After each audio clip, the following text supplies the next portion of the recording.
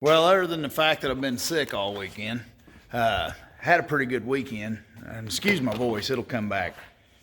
Lord knows I can't shut up for long.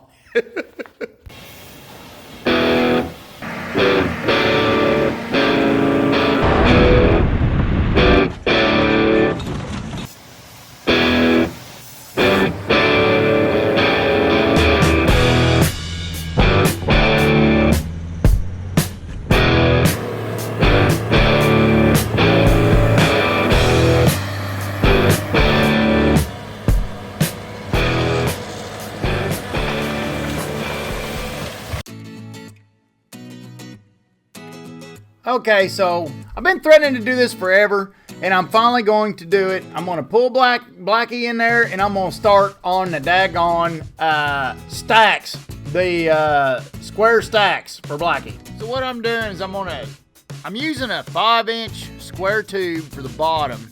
That's what's going to set on the frame. And then on the sides, I'm welding these 6x6 1/8-inch wall tubes for the stacks themselves. The bottom I use 3/16, and the sides I use 10 gauge. Stevie actually talked me into going to 10 gauge when I was bull messing with him about it a while back, and I'm glad I listened to him and done what he said, because I was actually thinking about going 3/16, which would have been a little bit heavy on them 6-inch stacks. The problems I'm going to have is holding them, mounting them, and getting them held right. There's one problem I want to have. Another problem I'm probably going to have is, let's see, I think I stopped to check it out. Oh yeah. Another problem I think I'm going to have is how well I'm going to get it mounted to the frame. To where, I broke my chain of thought. I'm sitting there watching myself flounder. It's what I usually do, is flounder. But I worry about vibration causing cracks, and do I U-bolt it to the frame? Mikey said, Dirt Perfect said, no, do not U-bolt the stacks to the frame. He said he tried that. So I'm actually probably gonna make plates now and mount it to the frame with plates. This is what I sort of got in mind. Just have to see. And bolts going through my web.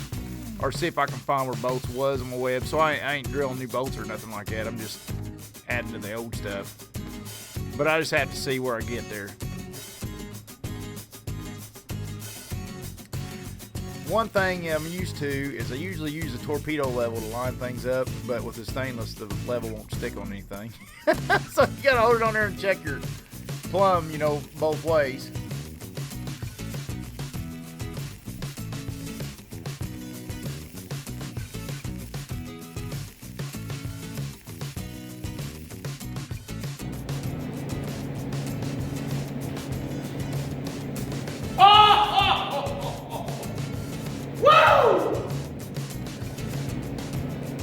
That's a pipe now! Woo-hoo! Oh my! Freaking super bird! That's what I'm talking about.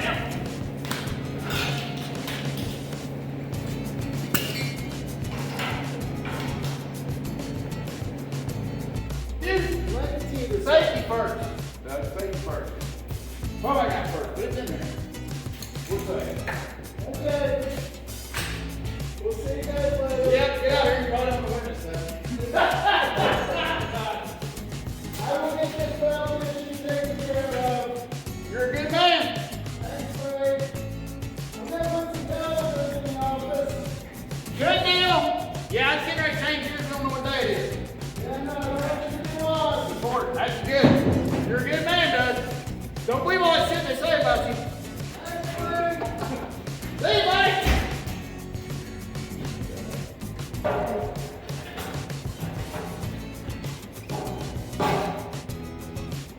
There it is.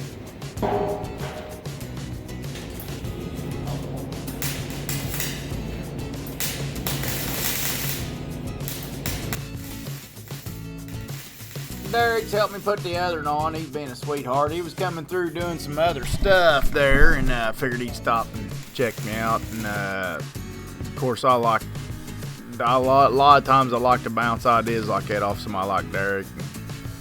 You need to never protect your ideas and hold them to yourself. Because if you run your ideas past other people, a lot of times they'll save you from making a silly mistake, and I've made a plenty. But here I am cutting the slots out to bend the bullhorns down.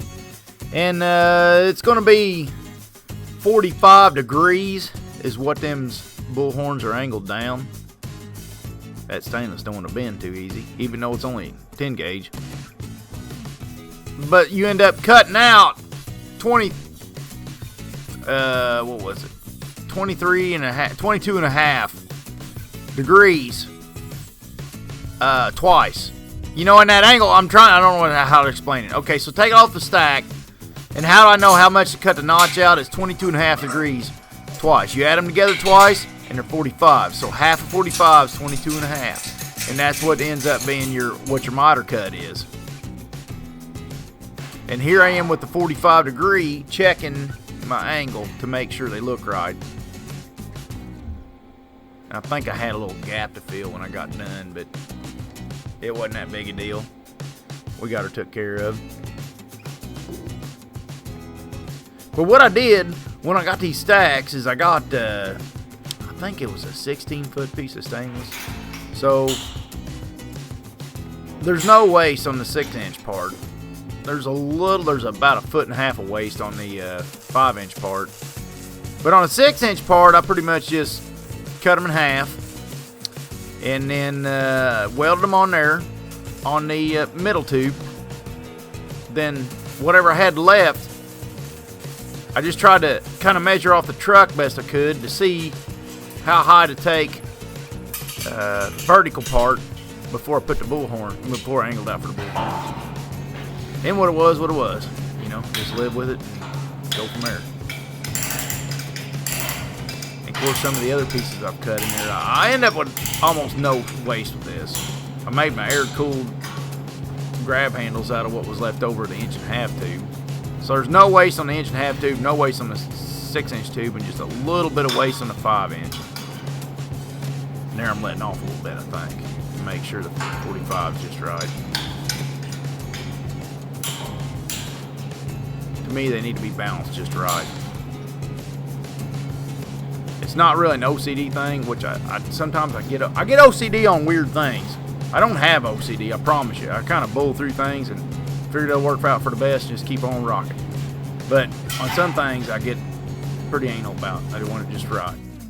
And when it comes to my bird, a lot of times I want it just right. My bird means a lot to me.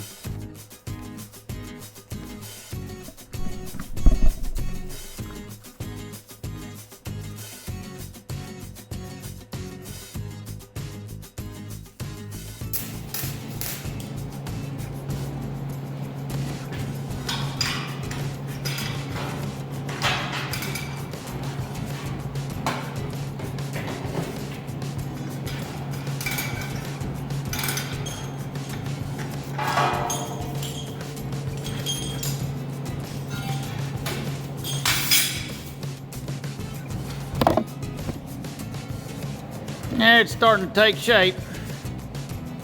Looking pretty daggone good. I'm liking it.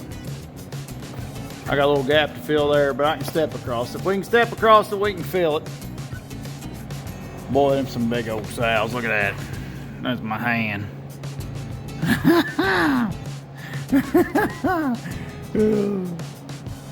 Blacky's gonna turn into one of them super birds they used to use in the NASCAR.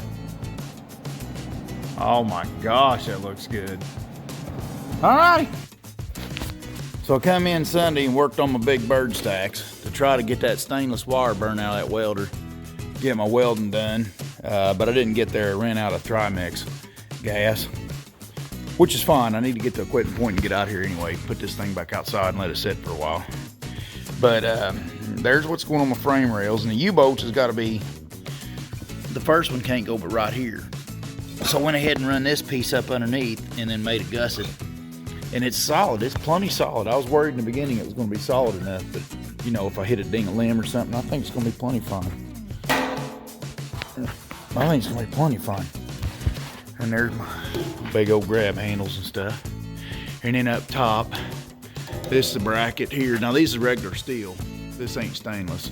So I gotta paint them black, but they're with the light bars going on. And there's a light bar there. And I got little brackets welded under here that I can pop holes in for load lamps that shine back if I want to put them in or not. It don't matter. And up here is a cool thing. This is for the gun drop mount for the CB antenna.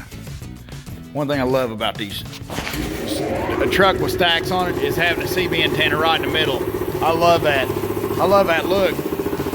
Let me shut my noisemaker off here. Come on, driver.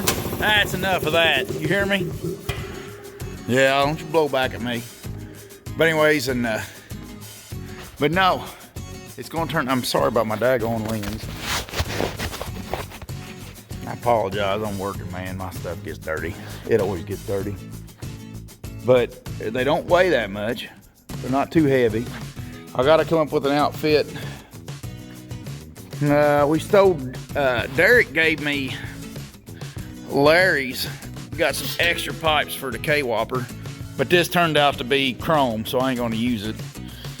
But here's what I'm gonna somewhat run my exhaust, like this. I'm gonna make a manifold on the inside so the exhaust goes bang bang and then spreads out. There's like, that's 5-inch square tube, but the expansion in there, because the square tube as opposed to a round pipe, there should be enough expansion there to slow the exhaust down enough where it ain't gonna be much back pressure. But I have no muffler in here, so I need to bang it off a few corners to quiet my exhaust down a little bit before it comes out. I'm hoping it'll turn out about like 3-chambered Flowmasters, to where, yeah, you can hear it, but it ain't loud. It's not quad. You can hear the motor thumping, but it ain't gonna be real loud, you know. But I got to bring the exhaust into the middle of it, and then I'm gonna take them pieces and clean them up and make like a honeycomb in there where it comes up, to where what I'm scared of is my way it's coming in. I want to make sure it comes in such a way where the smoke comes evenly out each stack. I don't want one stack blowing most of the smoke and in a lazy stack. I hate that. That looks terrible. So that's kind of to combat that. But I'm pretty tickled with it.